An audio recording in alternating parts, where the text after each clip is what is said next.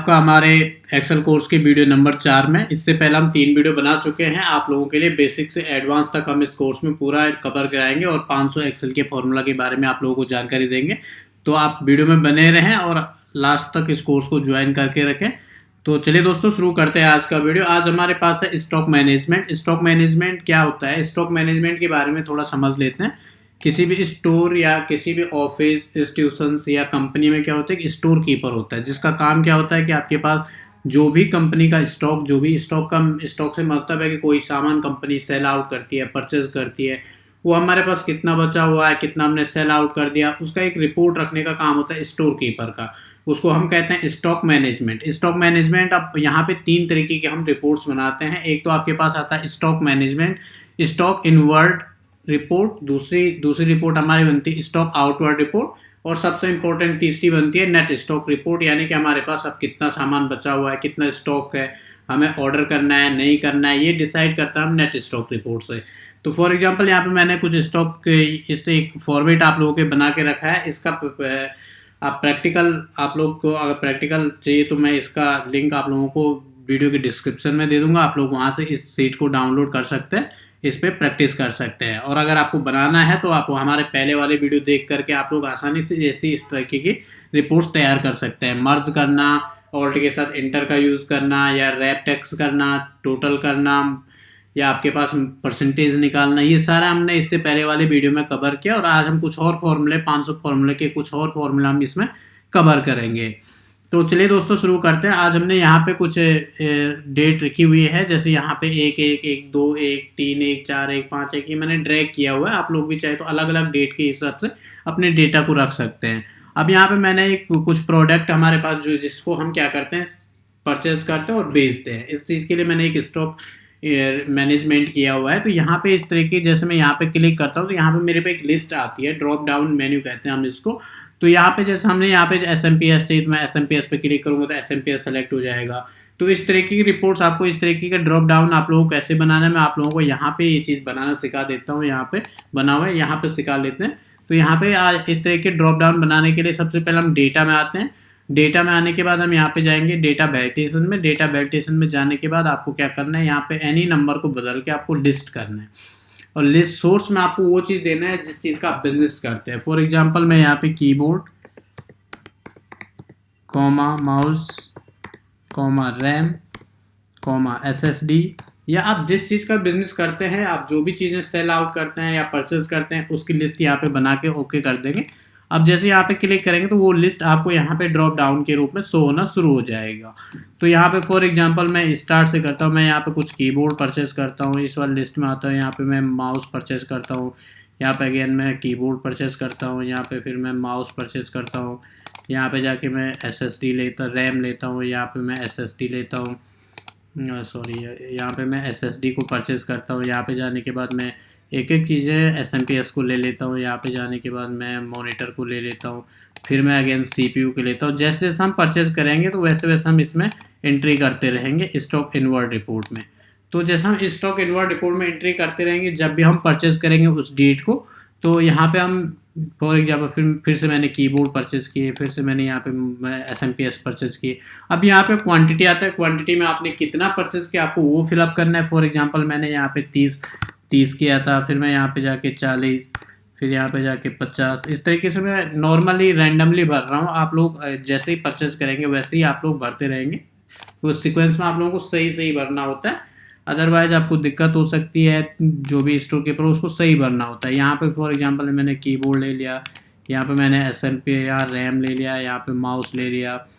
इस तरीके से मैं यहाँ पे एक एक चीज़ें एक एक बार ले लेता हूँ। SSD ले लिया, यहाँ पे मैंने फिर SMPS ले लिया, यहाँ पे जाने के बाद मैंने मॉनिटर ले लिया, एक मदरबोर्ड ले लिया, या मैंने यहाँ पे इन चीज़ों को मैंने यहाँ पे एक कैबिनेट ले लिया।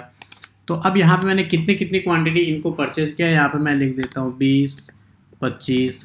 तो मैं यहाँ पे रैंडमली डेटा को फिलअप कर रहा हूँ ताकि वीडियो लंबी ना हो। तो मैं इस तरीके से यहाँ पे एंट्री कर लेता हूँ। फिर मैं यहाँ पे जाके रैम को सेल आउट कर लेता हूँ। यहाँ पे जाने के बाद अब मैं यहाँ पे मॉनिटर को सेल आउट करता हूँ, यहाँ पे मैं एक CPU को सेल आउट करता हूँ। इस तरीके से मैंने एक डेटा तैयार कर लिया है सॉरी माफी चाहूँगा। इसके साथ साथ अब हमारे पास यहाँ पे क्या आता है, अब मैंने यहाँ पे क्या किया, इस 1 तारीख को फॉर एग्जांपल मैंने कुछ कीबोर्ड खरीदे जिनकी क्वांटिटी थी हमारे पास 30, और हमने 1 तारीख को वो कीबोर्ड सेल आउट किए जिसकी क्वांटिटी थी हमारे पास 20। अब ये तो हम डेटा को फिलअप अपने वाउचर्स के अकॉर्डिंग करेंगे, जैसे जैसे हम खरीदेंगे उस हिसाब से हम यहाँ पे एंट्री करते रहेंगे। इसके बाद मेन आता है हमारे पास net stock report. Net stock report क्या होता है, ये हमें बताता है कि हमारे पास जो सामान है वो अब अवेलेबल कितना है, हम कितना सामान अपने पास हमारे पास स्टोर में है, और कितना सामान, कौन सा सामान हमको मंगाना पड़ेगा। उसके लिए हम क्या कैसे पता करेंगे हमें मंगाना कौन सा सामान है। तो इसके लिए यहाँ पे सॉरी यहाँ प्लेस ऑर्डर, यहाँ पर प्लेस ऑर्डर। अब ऐसे पता करने के लिए हमें क्या करना पड़ेगा, net stock inward report outward report का टोटल निकालना पड़ेगा, तब जाके तो हमें पता चलेगा कि हमारे पास कितना बचा है, हमें कितना मंगाना है या नहीं मंगाना है। तो इसके लिए हम क्या करते हैं, यहाँ पे कुछ फॉर्मूला यूज़ करते हैं। अब फॉर एग्जांपल में यहाँ पे क्या है, एक जो हमारे 500 फॉर्मूला का ये कोर्स है, इसका कुछ फॉर्मूला है, जैसे सम इफ यूज़ करेंगे तो यहाँ पे मैं ब्रैकेट ओपन करता हूँ। अब यहाँ पे मेरे को पूछ रहा है रेंज, आप लोगों को थोड़ा दिखा लेते हैं जूम करके। यहाँ पे देखो, यहाँ पे आप लोगों को दिख रहा है रेंज। तो रेंज हमारे पास क्या है, रेंज। तो मैं किसकी रेंज ले रहा हूँ अभी, हमें टोटल इनवर्ड रिपोर्ट की रेंज हमारे पास क्या है, ये वाली रेंज हम सेलेक्ट कर लेंगे, ठीक, जितना भी हमने डेटा फिलअप किया, कॉमा। इसके बाद में क्राइटेरिया क्या निकालना है, हमें कीबोर्ड का टोटल निकालना है, हमने टोटल कीबोर्ड कितने परचेज किए, कॉमा सम रेंज। हमने टोटल निकालना है, तो हमारी क्वांटिटी टोटल होगी, तो हम इसको सेलेक्ट कर लेंगे। अब यहाँ पे मैं ब्रैकेट क्लोज कर लेता हूँ। तो यहाँ पे मेरे पास क्या है, कीबोर्ड टोटल मैंने 210 कीबोर्ड अभी तक परचेज किए हैं टोटल।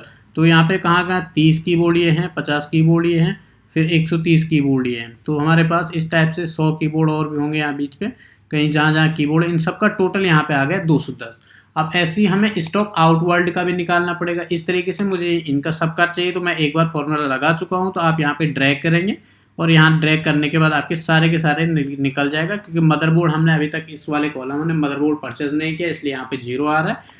और स्टॉक आउटवर्ड में भी हमें सेम फॉर्मूला यूज करना, equal some if, bracket open करेंगे। अब यहाँ पे इस रेंज पूछे, तो रेंज अभी किसकी आएगी, स्टॉक आउटवर्ड रिपोर्ट की, जो हमने सेल आउट कर दिए हैं, कॉमा। क्राइटेरिया तो हमारे पास सेम कीबोर्ड रहेगा, कॉमा। अब यहाँ पे मेरे पास सम रेंज क्या आ जाएगा, सम रेंज मेरे पास इस जो स्टॉक आउटवर्ड रिपोर्ट है उसकी क्वांटिटी आ जाएगा। अब यहाँ पे मैं ब्रैकेट को क्लोज करके एंटर कर देता हूँ। तो हमने टोटल कीबोर्ड अभी तक कितने सेल किए, 20 कीबोर्ड सेल कर दिए। और इनकी जगह अगर मैं मदरबोर्ड की जगह या मॉनिटर, यहाँ पे SMPS SSD मॉनिटर की जगह में चेंज करके यहाँ पे फिर से कीबोर्ड करता हूँ, तो हमारे पास यहाँ अब ऑटोमेटिक डेटा, अब आप फिलअप करते रहेंगे तो डेटा ऑटोमेटिक चेंज होता रहेगा। अब यहाँ पे मुझे रिमेन चाहिए, मुझे रिमेन क्या करना है, रिमेन करने के लिए, रिमेन का मतलब हमारे पास कितना बचा हुआ है। मेरे पास कीबोर्ड अब कितना शेष है, मैं इसमें से आसानी से इसको माइनस करके यहाँ पे आसानी से निकाल सकता हूँ। ऐसे ही मैं इसको यहाँ पे से ड्रैग कर लूँगा और यहाँ पे मैं इसको ड्रैग कर लूँगा। तो यहाँ पे मेरा सारा फॉर्मूलाज कवर हो चुके हैं, कितना कितना मेरे पास शेष है। अब यहाँ पे मेरे पास मिनिमम क्वांटिटी होती है, ये आप अपने हिसाब से तरीके से रख सकते हैं। फॉर एग्जांपल मुझे यहाँ पे मिनिमम क्वांटिटी चाहिए, मुझे 50 क्वांटिटी, हर एक चीज़ की मेरे पास 50 क्वांटिटी की कीबोर्ड कम से कम मेरे स्टोर रूम में मेरे पास अवेलेबल होना चाहिए। अगर ये स्टोर रूम में इससे कम हो जाता है तो मुझे क्या करना पड़ेगा, मुझे प्लेस ऑर्डर करना पड़ेगा, मुझे सामान परचेस करना पड़ेगा। तो इसके लिए मैं यहाँ पे फॉर्मूला दे देता हूँ, क्योंकि मैं बार बार 1 बाय 1 नहीं देखना चाहता हूँ। तो मैं क्या करूँगा, यहाँ पे मैं इसको ड्रैग कर ले, 50 सबके आगे लिख लेते हैं, और मुझे यहाँ पे फॉर्मूला इंसर्ट कराना है ताकि जो भी मेरे पास काम हो तो उस प्लेस ऑर्डर वाले कॉलम में उसके आगे प्लेस ऑर्डर आ जाए। तो इसके लिए मैं इफ़ कंडीशन लगाता हूँ। इफ़ कंडीशन मैंने इससे पहले वाले वीडियो में भी आप लोगों को बताया है, इफ़ कंडीशन बहुत जगह यूज़ होता है। तो हम जैसे जैसे आगे बढ़ेंगे वैसे वैसे आप लोगों को इफ़ कंडीशन कवर करवाते चलेंगे। तो यहाँ पे जैसे इक्वल इफ़, ब्रैकेट ओपन, अगर जो हमारे रिमेन क्वांटिटी जो हमारे पास बचा हुआ है वो लेस देन इक्वल हो जाता है किसके, 50 क्वांटिटी के, यानी मिनिमम क्वांटिटी से अगर ये कम हो जाता है तो हमारे पास क्या आना चाहिए, यहाँ पे place order, PLACE place ORDER, place order. Otherwise क्या होना चाहिए, अगर नहीं है इससे ज़्यादा है तो हमारे पास ये सेल ब्लैंक रहना चाहिए, उसमें कुछ नहीं आना चाहिए। अब यहाँ पे मैंने इंटर कर दिया तो मेरे पास अभी कुछ नहीं आया है, क्योंकि मेरे पास क्या है, अभी 50 क्वांटिटी का कीबोर्ड मेरे पास बचा हुआ है। अब मैं इसको ही ड्रैग कर लेता हूँ, तो जहाँ जहाँ मेरे पास 50 क्वांटिटी से कम होगा यहाँ प्लेस ऑर्डर फिलअप होता जाएगा। अब मुझे सारी चीज़ें देखने की ज़रूरत नहीं पड़ेगी, क्योंकि मुझे यहाँ पे देखना है मुझे क्या क्या मंगाना है। मुझे कि यहाँ पे क्या चाहिए, रैम चाहिए या मुझे CPU चाहिए, SMPS मदरबोर्ड चाहिए, जो जो चीज़ें मुझे ऑर्डर करनी होगी उस चीज़ की आगे आपका प्लेस ऑर्डर आ गया है।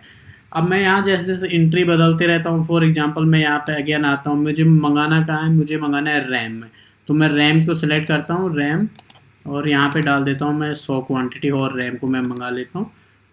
जैसे मैं मंगाऊंगा तो यहाँ से प्लेस ऑर्डर ऑटोमेटिक गायब होता जाएगा। अब यहाँ पे फॉर एग्जांपल इस पे है, ये हमारे पास क्या है, एसएसडी मुझे मंगाने की ज़रूरत है क्योंकि एसएसडी मेरी मिनिमम क्वांटिटी से नीचे चले गया है, मेरे पास रिमेन क्वांटिटी 45 है और मिनिमम मेरे पास चाहिए था 50, लेकिन इससे कम है, तो मैं क्या करूँगा, यहाँ पे एसएसडी को और ऑर्डर कर दूँगा। जैसे मैं यहाँ पे एसएसडी को ऑर्डर करता हूँ, यहाँ पे मैं 5 कम है तो मैं यहाँ पे जैसे 10 कर लेता हूँ, 10 ऑर्डर कर लेते हैं, तो यहाँ से भी प्लेस ऑर्डर गायब हो जाएगा। यहाँ अपने आप आपके पास एसएसडी, रैम, कीबोर्ड जैसे जैसे आप परचेज करोगे ऑटोमेटिक आपका डेटा ऑटोमेटिक अपडेट होता रहेगा। अगर आपको इस तरीके की वीडियो पसंद आ रहे हैं तो वीडियो को लाइक करें, शेयर करें और हमारे एक्सेल कोर्स को ज्वाइन जरूर करें, बिल्कुल फ्री है। आप लोगों को इसके बदले आपको हमारा चैनल सब्सक्राइब करना है, वीडियो को लाइक और शेयर करना है। इसमें बहुत मेहनत लगती है दोस्तों, अगर आप लोगों को पसंद आता है तो ज़रूर सब्सक्राइब करें। वीडियो देखने के लिए आप सभी लोगों का बहुत बहुत धन्यवाद।